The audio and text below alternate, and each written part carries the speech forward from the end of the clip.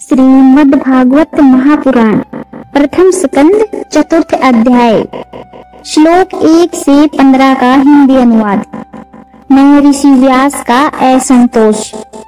व्यास जी कहते हैं, उस लंबे समय तक चलने वाली सभा में जो बहुत से ऋषि मुनि आए थे, उनमें सबसे वृद्ध और विद्वान ऋषि शौनक जी ने सूत जी की पहले कही हुई बातें सुनकर उनकी बहुत प्रशंसा की और उनसे कहा।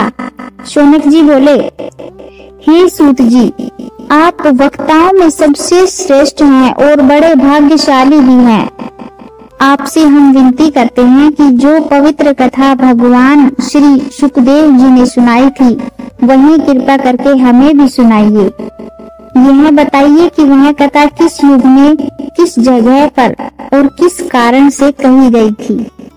महर्षि वेद व्यास जी ने इस महान भागवत संहिता की रचना किसकी प्रेरणा से की थी।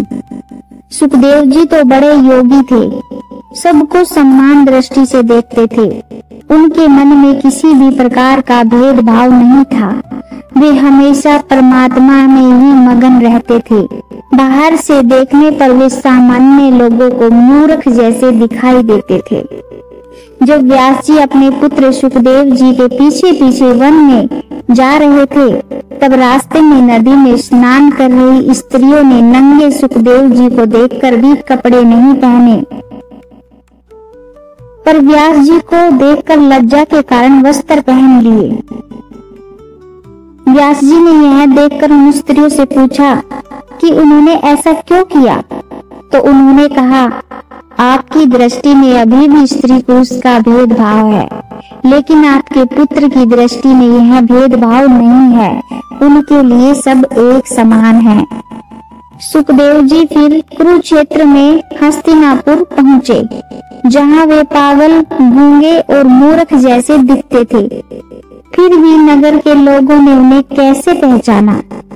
राजा परीक्षित और सुखदेव जी के बीच वह संवाद कैसे हुआ जिसमें यह भागवत कथा कही गई? सुखदेव जी तो किसी भी गृहस्थ के घर पर उतनी ही देर रुकते थे जितनी देर में गाय का दूध दूहा जाता है। फिर भी वे परीक्षित से संवाद करने के लिए कैसे रुके? हमने सुना है कि अभिमन्यु के पुत्र परीक्षित भगवान के बड़े भक्त थे। उनके जन्म और कर्म भी बहुत अद्भुत थे। वे पांडव वंश की शोभा बढ़ाने वाले सम्राट थे। फिर उन्होंने क्यों राज्य, सुख संपत्ति और जीवन का परित्याग कर गंगा तट पर उपवास का व्रत लेकर मृत्यु का वरण किया? दुश्मन भी उनके चरणों में धन अर्पित करते थे। वे वीर और युवा राजा थे। फिर भी उन्होंने इस राज्य लक्ष्मी को अपने प्राणों के साथ क्यों छोड़ दिया? जो लोग भगवान के भक्त होते हैं, वे तो अपने जीवन को समाज के कल्याण, समृद्धि और भलाई के लिए ही जीते हैं। उनका अपना कोई स्वार्थ नहीं होता। फिर परीक्षित ने अपने शरीर का त्याग क्यों किया?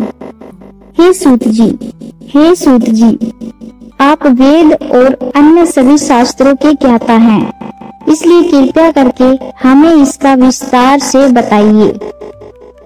सूत जी बोले, इस समय जिस चतुर्युगी का तीसरा युग द्वापर था, उसमें महर्षि पराशर और सत्यवती के पुत्र के रूप में भगवान के अंशावतार व्यास जी का जन्म हुआ।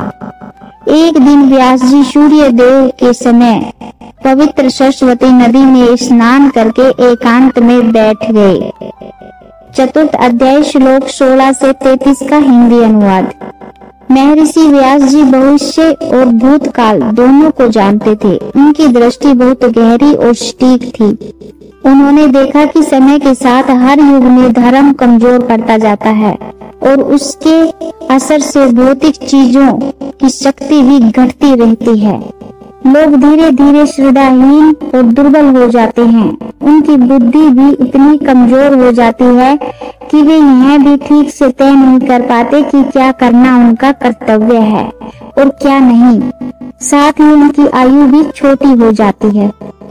लोगों की इस स्थिति को देखकर महर्षि व्यास जी ने अपनी दिव्य दृष्टि से सोचा कि सभी वर्ण, ब्राह्मण, क्षत्रिय और वैश्य, शूद्र और आश्रम, ब्रह्मचर्य, गृहस्थ, वानप्रस्थ, संन्यास के लोगों का कल्याण कैसे हो सकता है? उन्होंने विचार किया कि वेदों में बताए गए यज्ञ आदि कर्म लोगों के मन को शुद्ध करते हैं। इसलिए यज्ञों के प्रचार प्रसार के लिए उन्होंने एक वेद को 4 भागों में बांटा। ऋग्वेद, यजुर्वेद, सामवेद और अथर्ववेद। इतिहास और पुराण को उन्होंने पंचम वेद कहा ताकि अधिक से अधिक लोग वेदों का सार जान सके।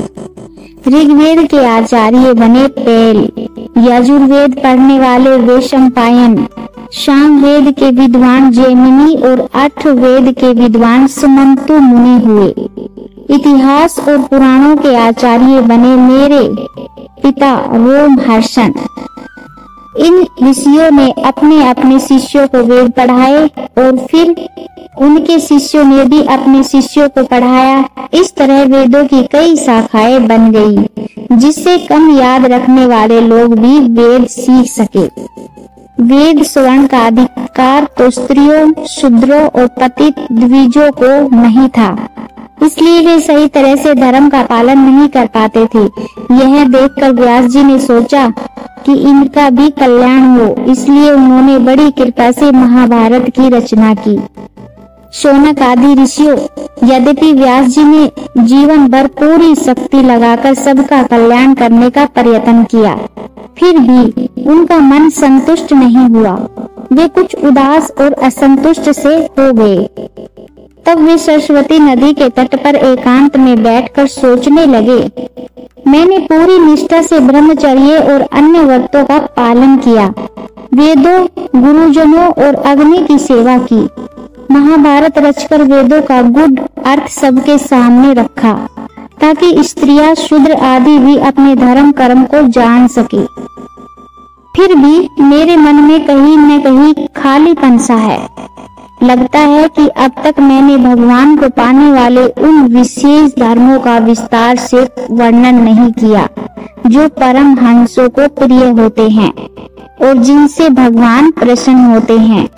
शायद मेरी यही कमी मुझे भीतर से अधूरा अनुभव करवा रही है। जब व्यास जी ऐसे खिन्न और उदास बैठे थे, उसी समय देव ऋषि नारद जी वहां आ पहुँचे। नारद जी को आते देख व्यास जी तुरंत आदर पूर्वक उठ खड़े हुए और उन्होंने नारद जी का विधि पूर्वक सम्मान और पूजा की।